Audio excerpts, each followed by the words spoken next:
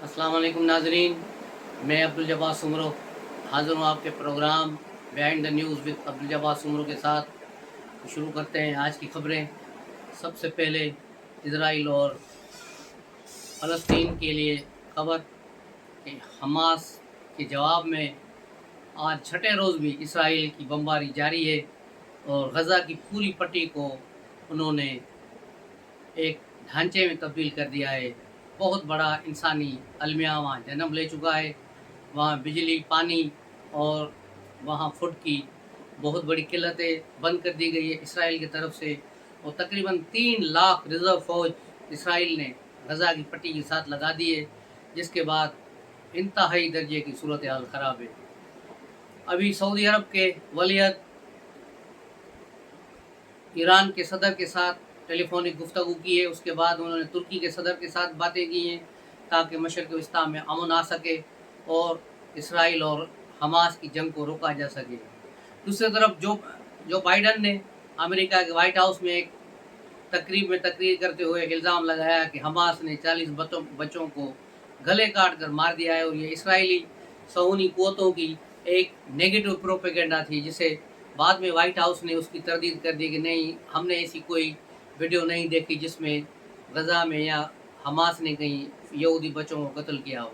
तो इस तरह की फेक प्रोपेगेंडा करके पूरी यूरोपीय यूनियन में, अमेरिका में फ़लस्तीनियों के ख़िलाफ़ एक नफ़रत अंगेज़ मुहिम चलाई जा रही है। और किसी भी यहूदी चैनल से, यानी CNN, BBC, even Al Jazeera का जो यूरोपियन एडिशन है, वहाँ पर DMTV और दूसरे जितने भी इंटरनेशनल टेलीविज़न चैनल हैं, कहीं भी ये नहीं दिखाया जा रहा कि इसराइल के किसी शहर में कोई लड़ाई चल रही है। ये चैनल वही चीज़ दिखा रहे हैं जो इसराइली हुकाम उसको जारी कर रहे हैं, इसलिए असल सूरत हाल कहीं भी वाज़ेह नहीं हो रही। और जो दूसरे चैनल, जो मिडिल ईस्ट के चैनल हैं, अरब TV चैनल्स हैं, वो जो चीज़ें दिखा रहे हैं गज़ा के बारे में, मगरबी मीडिया ने उसका टोटल ब्लैकआउट किया हुआ है। वहाँ वो चीज़ नहीं दिखा रहे और दहशत गर्द करके फ़लस्तीनियों को साबित करने के चक्करों में। लेकिन ये एक बहुत बड़ी साजिश थी, इसराइली की साजिश थी, और जो बगलें बजा रहे हैं कि भाई हमास ने बड़ा काम कर दिया, इसराइली तंजीम मुसाद को पता नहीं चला और ये वहाँ घुस गए, तो ये सारी बेवकूफ़ाना और अहमकाना बातें हैं। मुसाद की प्री प्लान ये अटैक थी। मुसाद ने खुद जानबूझकर इसराइलियों को पीछे धकेला ताकि हमास उन पर हमला कर सके, ताकि इनको गज़ा में घुसने का मौका मिले, क्योंकि इनको अपने तोसी पसंदाना अज़ाइम के लिए गज़ा की पट्टी खाली करानी है। इसलिए वहाँ कत्लेआम जारी रखा गया है और अमेरिका की शह भी इनको है कि जब तक कोई मुआहदा हो, फैसला हो, उस वक्त तक आधी आबादी को उड़ा दो। इसलिए ये दिन रात एक तबाहकुन बमबारी कर रहे हैं, एयर डिफेंस के अलग, बहरिया के अलग, और अब ज़मीनी तौर पर भी हमला कर रहे हैं कि कोई फ़लस्तीनी ज़िंदा न बचे। इन्होंने किसी तफरीक के बगैर फ़लस्तीनियों का कत्लेआम शुरू कर दिया है, जिनमें औरतें, बच्चे, बीवियाँ और बच्चे शामिल हैं, और हॉस्पिटल्स, एम्बुलेंसेस, यानी कोई चीज़ इन्होंने नहीं छोड़ी। स्कूल, अस्पताल, हर चीज़ पर बमबारी कर रहे हैं। और लाखों फ़लस्तीनी, 1 लाख से ज़ायद फ़लस्तीनी जो है बेघर हो चुके हैं, जिनके घरों को इन्होंने मोहनजोदड़ो की शक्ल दे दी है, इनको मस्मार कर दिया है, और ये कार्रवाइयाँ अभी तक जारी हैं। और मुस्लिम ममालिक इजलास पे इजलास, मीटिंग पे मीटिंग कर रहे हैं, यानी 0/0, नतीजा कुछ भी नहीं, और ये कुछ करेंगे भी नहीं। अब ये जंग आखिरी मंतकी अंजाम तक पहुँचेगी। अगर इस जंग को नहीं रोका गया तो बहुत बड़ी तबाही होगी। और दूसरी यहाँ जो सूरत हाल है वो ये है कि ईरान की हिमायत याफ्ता इस्लामी जिहाद नामी तंजीम जो है, जो यूनुस में, खान यूनुस और दीगर जगहों पर मौजूद है, वो क्यों नहीं मुतहर्रिक हो रही, उसने क्यों नहीं इसमें हिस्सा लिया, वो इससे जंग से क्यों दूर है। वो सिर्फ ये इंतज़ार कर रहे हैं कि हमास यहाँ कमज़ोर हो तो इस सारे इलाके का हम कंट्रोल ले लें, और यही सूरत हाल, ये जंग चल रही है। और हिज़्बुल्लाह ने वहाँ अच्छी लेबनान की साइड से पोजीशन संभाली, लेकिन वो भी इतनी उनकी ताकत नहीं है कि वो इसराइल का मुकाबला कर सकें। सूरत हाल बड़ी गंभीर है। जैसे जैसे नई नई इतलात आएंगी हम आपको उस तक पहुँचाएँगे, लेकिन आप और ये लोगों की जो सोशल मीडिया पर चल रही हैं ऐसी झूठी खबरें कि बड़ा काम हो गया, हमास ने बड़ा काम कर दिया और ये निकल गए, ऐसा कुछ भी नहीं है। कोई जंग नहीं चल रही। सिर्फ पहले दिन जो इन्होंने 7,000 मिसाइल दागे और कुछ जंगजू वहाँ घुसे, उनको मार दिया गया है या वो वापस आ गए। اس کے بعد کچھ بھی نہیں ہے۔ اسرائیلی میڈیا ایک بھی جنگ کی کوئی فوٹیج پچھلے 6 دنوں میں نہیں چلا رہی، اور نہ ہی یورپی کوئی ٹیلی ویژن اس کو دکھا رہا ہے، نہ BBC، نہ CNN، نہ کوئی اور۔ تو اس کا مطلب یہ ہے کہ وہاں ان کا مکمل کنٹرول ہے۔ صرف یہ مسلمانوں کو، پوری دنیا کو بیوقوف بنانے کے لیے یہ چلا رہے ہیں کہ یہاں پر بڑا جنگ ہو رہی ہے، بڑے ظلم ہو رہا ہے یہودیوں کے ساتھ۔ اس کے جواب میں اسرائیل وہاں بمباری کر رہا ہے، لیکن اسرائیل کو انہوں نے کھلی چھوٹ دی ہوئی ہے کہ جتنا فلسطینیوں کو مار سکتے ہو مارو، جب تک کوئی معاہدہ ہو۔ تو یہ ہے فلسطین کی وہ صورتحال جو اب تک میں نے پہنچائی ہے۔ اس نظریے کے ساتھ آپ اس کو دیکھیں کہ یہ حماس کا اور فلسطینیوں کا کتنا بڑا نقصان ہو گیا ہے۔ اس کے علاوہ میاں نواز شریف کل لندن سے سعودی عرب روانہ ہو گئے، پہنچ گئے سعودی عرب، وہاں عمرے کی ادائیگی کریں گے، اور وہاں سعودی عرب کے تاجروں کے ساتھ بھی ملاقاتیں کریں گے، اور ہو سکتا ہے کہ وہ سعودی حکمرانوں میں سے بھی کسی سے ملاقات ان کی ہو۔ اس کے بعد وہ 15 کی تاریخ کے قریب یا 16 تاریخ کو دبئی آ جائیں گے، پھر وہاں دبئی میں رہیں گے۔ ان کا قطر کا بھی دورہ تھا، لیکن اب سنا ہے کہ وہ منسوخ ہو گیا ہے، اور دبئی کے میں وہ 5 دن رہنے کے بعد وہاں سے خصوصی طیارے کے ذریعے پاکستان آئیں گے، جس طیارے کا نام امیدی پاکستان رکھا گیا ہے، یعنی پاکستان کی امید اس میں آ رہی ہے، اور اللہ کرے یہ پاکستان کے لیے بہتر ہو، پاکستان کے معاشی حالات بہتر کرنے کے لیے ضروری ہو کہ نواز شریف پاکستان آئے اور دوبارہ سیاست میں حصہ لے۔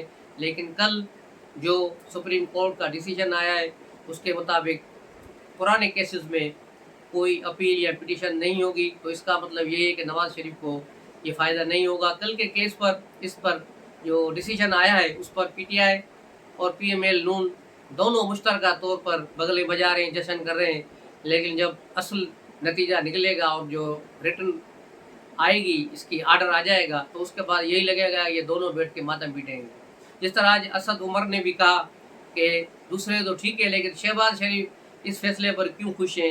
میرا معصومانہ سوال ہے۔ تو بالکل ان کا سوال بجا ہے، کیونکہ اگر نواز شریف کا راستہ رکتا ہے تو پھر آگے کون آئے گا؟ وہ شہباز شریف ہی ہوں گے، تو اس لیے اس کا خوش ہونا ضروری ہے۔ لیکن میرا نہیں خیال کہ ایسا ہوگا، کیونکہ نواز شریف کو جو جیسے نامینیشن پیپر بھریں گے تو ظاہر ہے ان کی اپیل جو ہے، ان کے کاغذات خارج ہو جائیں گے، جس کے بعد وہ کورٹ میں چلے جائیں گے، اور پھر وہاں سے گھومتے سپریم کورٹ تک ان کی پٹیشن بحال ہو جائے گی، اور ان کی جو نااہلی پھر 5 سال تک کی محدود ہوگی، اور وہ انتخابات لڑنے کے لیے اہل ہو جائیں گے۔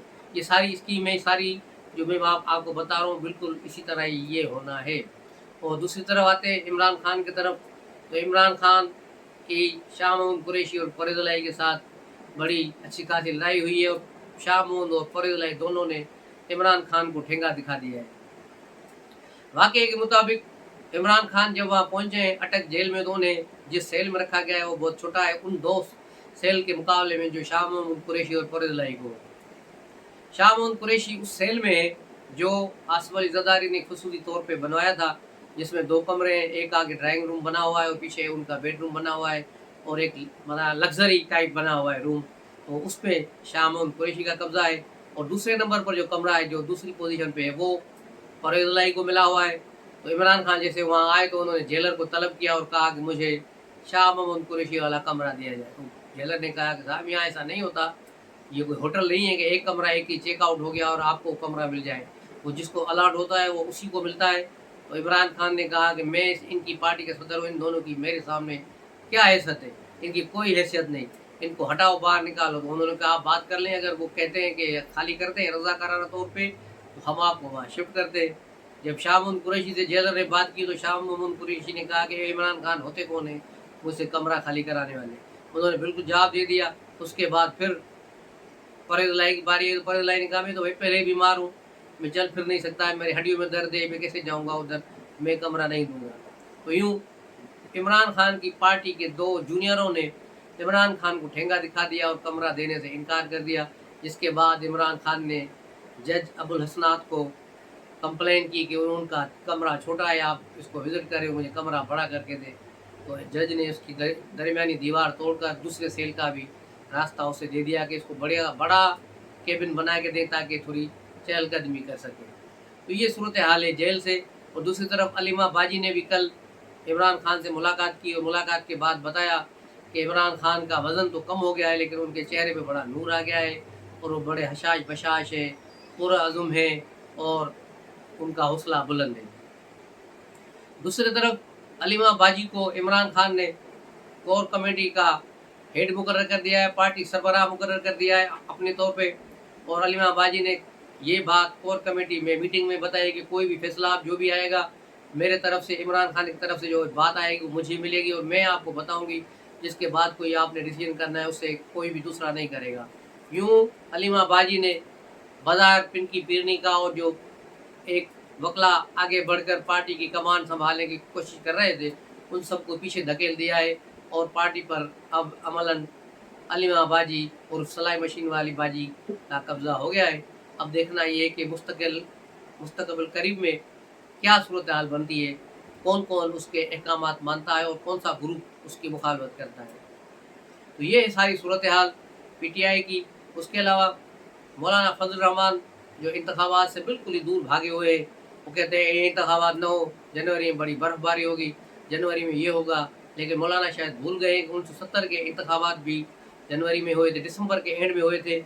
और 2008 में जो इंतखाबात हो रहे थे जिसमें मोहतरमा बेनज़ीर भुट्टो शहीद हो गई, वो भी जनवरी में ही होने थे, लेकिन बेनज़ीर भुट्टो की शहादत के बाद उसे डिले कर दिया गया था। तो ये सारी चीज़ें होती रहती हैं। इंतखाबात अपने वक्त पे होंगे, इसमें कोई रुकावट बज़ाहिर नज़र नहीं आ रही, लेकिन कुछ क़ुव्वतें मुतहरिक हैं जिसमें मौलाना फजल रहमान जिनका भोंपू बना हुआ है आजकल, उन्हीं क़ुव्वतों की कोशिश है कि इंतखाबात को नवंबर तक आगे लाया जाए।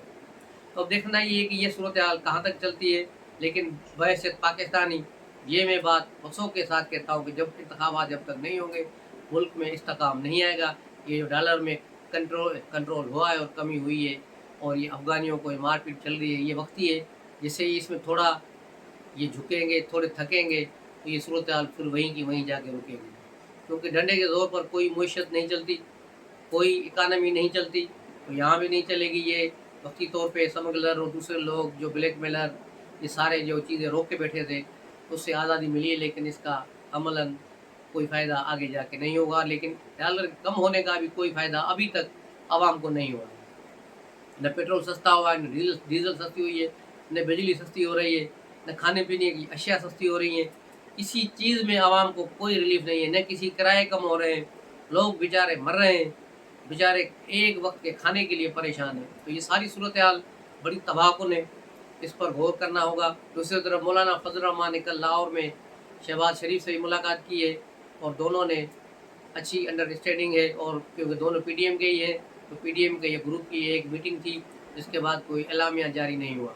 आज भी मुस्लिम लीग मुतहरिक नवाज शरीफ के इस्तकबाल के लिए ताजरों के साथ उनकी मीटिंग्स चल रही हैं, तकरीरें चल रही हैं। आज भी इसाक डार, शहबाज शरीफ और दीगर वहाँ मौजूद हैं लाहौर में, और वहाँ ताजरों के साथ वहाँ खिताब कर रहे हैं उनके कन्वेंशन को, और नवाज शरीफ की आमद पर ये तैयारियाँ चल रही हैं। ताहम मुस्लिम लीग नून ने जो पब्लिक जलसे करने थे लाहौर में, वो सारे बंद कर दिए हैं, क्योंकि आवाम की वो तादाद अभी तक जलसों में नहीं आई जिसकी तवक्को मुस्लिम लीग नून को है। इसलिए इन्होंने कहा कि जलसे बंद करो, क्योंकि इससे फिर आवाम में एक नेगेटिव इम्पैक्ट जाएगा और फिर नवाज शरीफ के इस्तकबाल के लिए परेशानी होगी। इसलिए ये मीटिंग बंद की गई हैं। 3 जलसे अभी और होने थे 21 अक्टूबर से पहले, लेकिन वो सारे जलसे ख़त्म कर दिए गए हैं। अब जलसे नहीं होंगे, ये छोटी छोटी कार्नर मीटिंग्स होंगी काउंसलरों के साथ, जो है बलदियाती जो नुमाइंदे हैं या पार्टी के यूनियन काउंसिल की सतह के अहदेदारान हैं, उनके साथ इनकी मीटिंग चलती रहेगी। तो ये थी आज की सूरत हाल। मिलते हैं अगले व्लॉग में, तब तक के लिए इजाज़त दीजिए। अस्सलाम वालेकुम।